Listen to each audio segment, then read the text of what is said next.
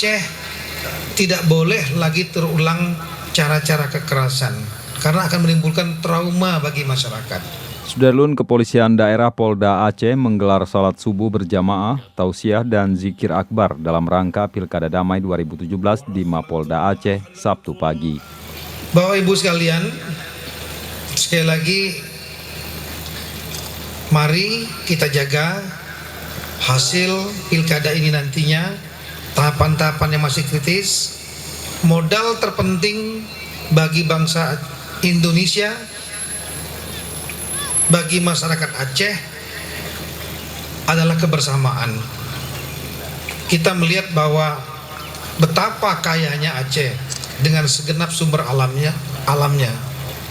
Kegiatan tausiah yang disampaikan oleh Syekh Ali Jabir dihadiri Kapolri Jenderal Tito Karnavian bersama pejabat Forkopimda Aceh serta puluhan ribu masyarakat yang mengikuti acara ini dengan mengenakan pakaian serba putih. Kalau bukan orang Aceh, belum tentu Indonesia menjadi Islam terbesar sedunia. Berarti keberkahan Aceh untuk Indonesia itu luar biasa. Tapi alhamdulillah dengan adanya perbedaan itu, tetap kita masih mencintai NKRI kita. Indonesia yang makmur, Indonesia yang damai.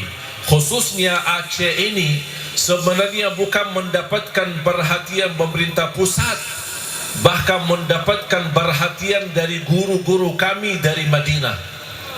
Jadikan ya Allah Aceh senantiasa makmur, aman, damai, bersatu, saling mencintai, saling memuliakan, agar kami mendapatkan kemuliaan di hadapan-Mu hari kiamat.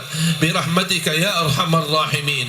Alhamdulillahi rabbil alamin. La ilaha illallah, la ilaha illallah. A'udzu billahi minasyaitonir rajim. Siapapun yang terpilih nanti adalah amanah dari Allah Subhanahu wa taala. Ini sudah dicatat ya dalam Lauhul Mahfuz Allah Subhanahu wa taala. Siapapun pemenangnya. Jadi tolong bagi yang menang nanti tidak perlu euforia, justru lebih berat karena amanah Allah yang harus dijalankan. Makin kita ingat bahwa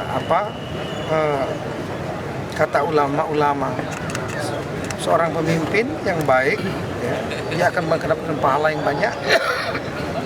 Kalau seandainya pemimpin salah menjalankan amanahnya, dia akan ditaruh di neraka paling bawah.